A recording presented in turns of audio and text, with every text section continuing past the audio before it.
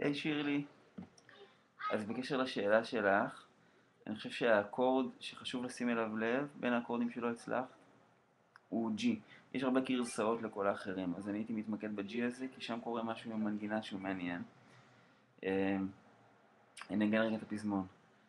Let me take you by the hand and lead you through the streets of London. I'll show you something to make you change your mind. אז אני חוזר ל-G הזה. Make you change your mind. בלי לשיר. יד ימין.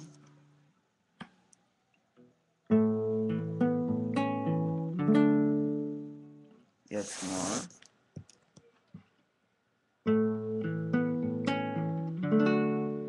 בעצם יש פה מנגינה כזאת על מיתר סול ו-C, סול פתוח, סול נחסם בסריג 2 ואז C פתוח, והגודל זזה בין מיתרי מוצא ביחד זה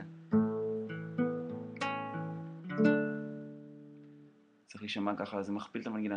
Make you change your.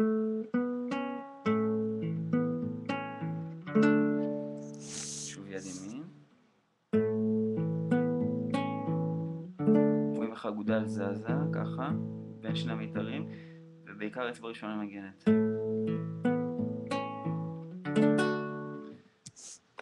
כל השאר פחות משנה בעיניי, אז אני אנסה להעלות את זה עכשיו. אני אז אצליח.